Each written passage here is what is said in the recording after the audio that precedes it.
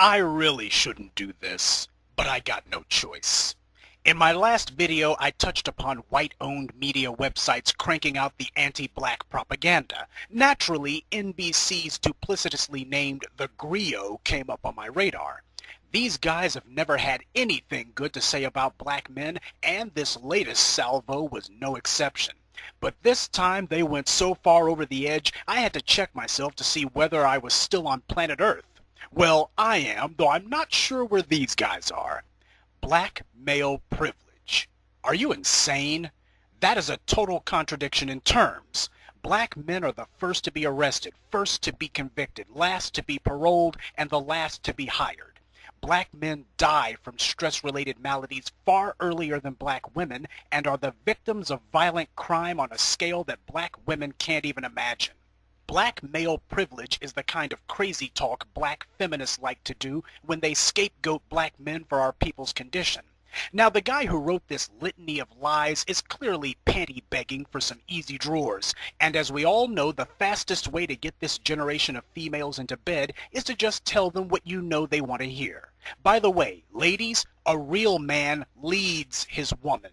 If he's patronizing her, then he's following her lead. This guy is not a real man. In fact, he's not a man at all. Unfortunately, he is what black women want today.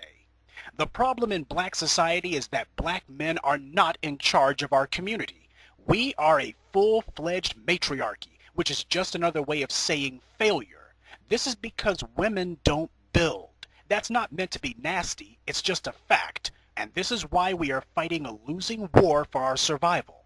What we need is a righteous resurgence of black masculinity. I'm talking about steel-spined, rock-ribbed, iron-jawed, fire-breathing men. And that brings us to the first point of black female privilege. The black woman's heaven is the black man's hell. 45 years ago, black women discovered their inner slut and have been flying through life with their legs wide open ever since. This behavior, coupled with their choosing to reject black male leadership, resulted in an entire generation of black women being single mothers with no support. This was the fall of black America.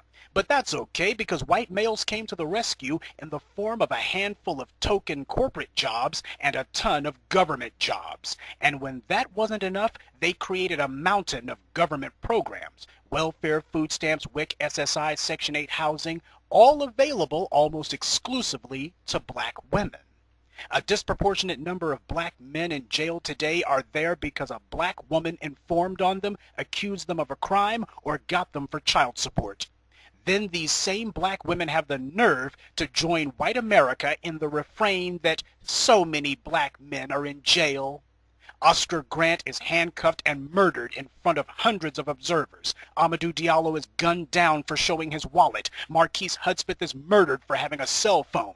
These men never laid a finger on a cop, but the very fact they were black men cost them their lives. Meanwhile, black women are free to attack the police as a gang, and all they get is arrested, not murdered.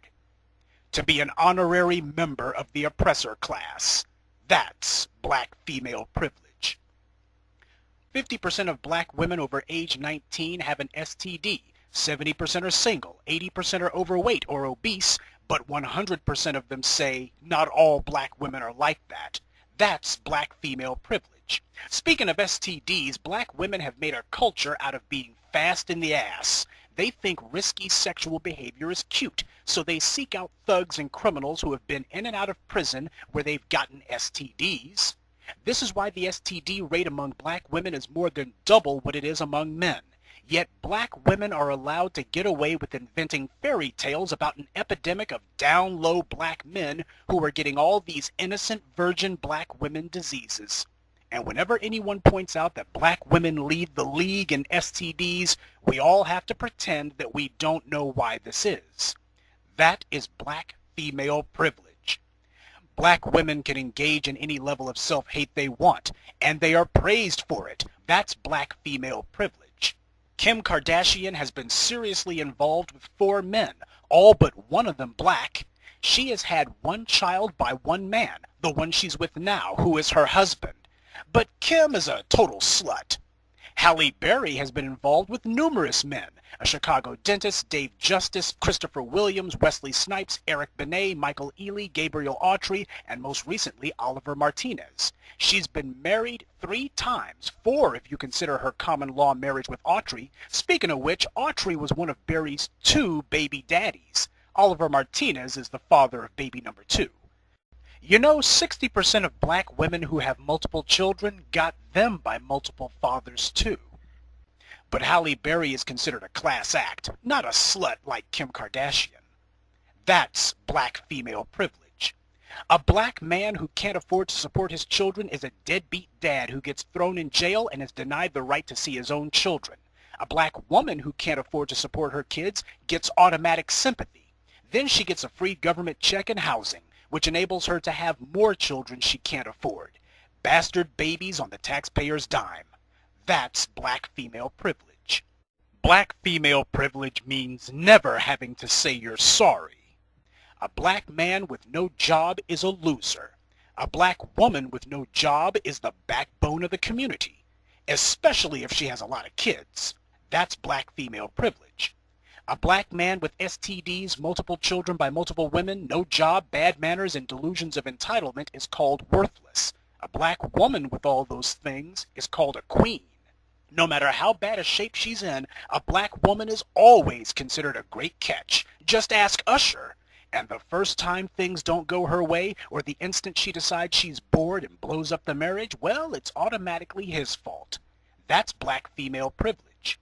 Black women call a good man boring and then say that's why they choose to have children by thugs and losers, as if it justifies that kind of a stupid choice.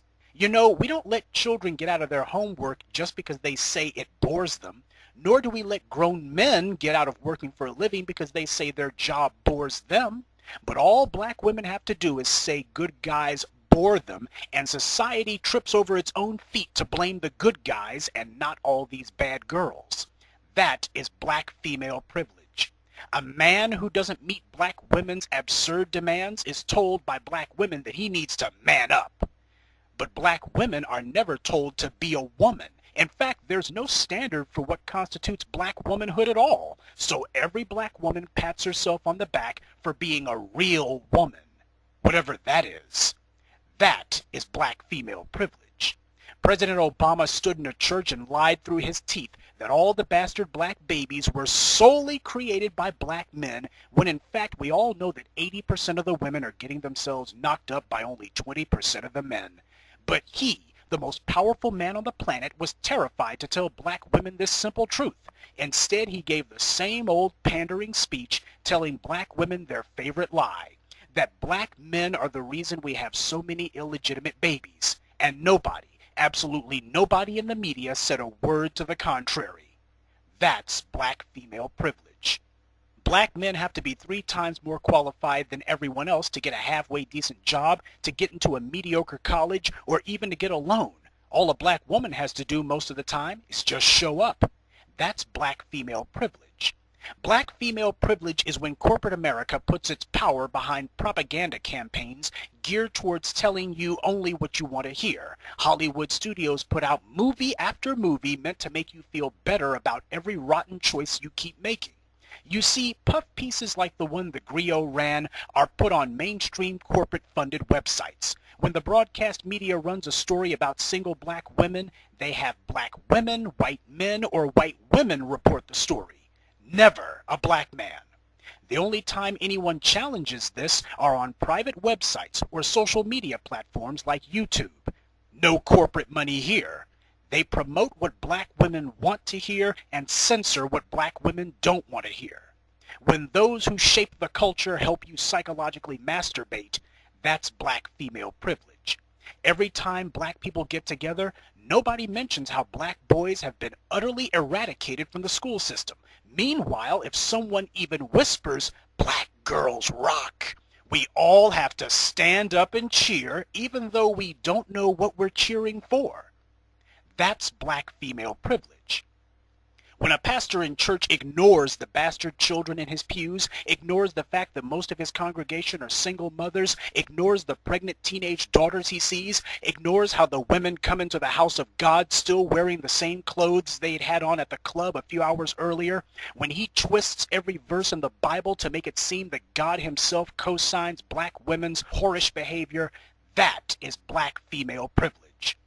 Black women control the vast majority of black households, yet they give the black families money to people who hate us. And worse than that, they start no businesses.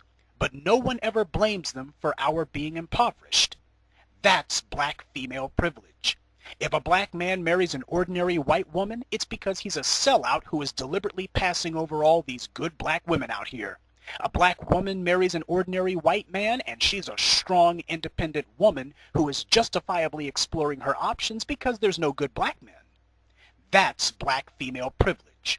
And speaking of money, black men earn more weekly than black women, yet all we ever hear is how black women earn more than black men in some cities. And the media repeats this nonsense as if there was something valid about it. That's black female privilege.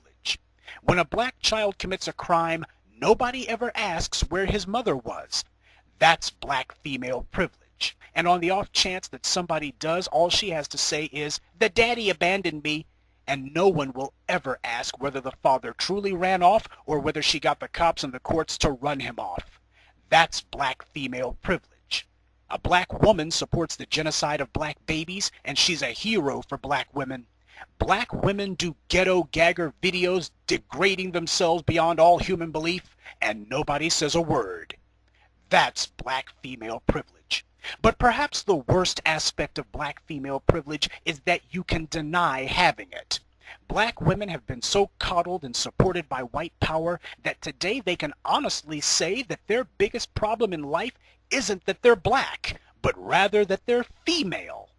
No black man has ever or could ever say that. No black man has ever had the luxury of being able to escape his color, not for 1 second, even in his own imagination. But now pretty much every black woman in America has. The worst thing you can be in American society is black, but today black women have the privilege of being able to deny they're privileged. Only one other group in America can say that: white males. They know their gender victimhood is more or less a lie, but they also know white power has been their lifeline. Black women have carried water for white power for 5 decades now, so they know, even if only instinctively, that they can't stop now. Where would they be without all those white government programs, or those token corporate jobs white men gave them? As an example, remember that Nightline ABC hit piece that came out years ago? Lindsay Davis told lie after lie about how black women were just so successful, and she used these 4 black women to do it. Out of the 4 women she profiled, 2 of them worked for the government, and none of them owned their own business. They all worked for white men in some capacity or another.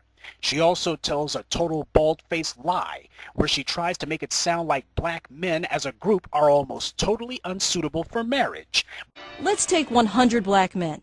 If you eliminate those without a high school diploma, those without a job, and the number of black men between the ages of 25 and 34 who are incarcerated, that leaves only about half of black men eligible to pop the question. There goes that black female privilege again. Where is it written that a woman can't pop the question? Ladies, it is exactly this perverted sense of entitlement that is the reason men aren't asking your hand in marriage. Somewhere along the line, you took up this attitude that black men owe you something. Well, I got news for you. Black men don't owe you anything. In fact, you're the ones who owe us.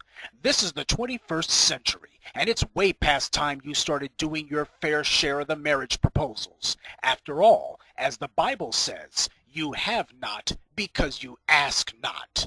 But there's a lot else wrong with Lindsay Davis's propaganda piece.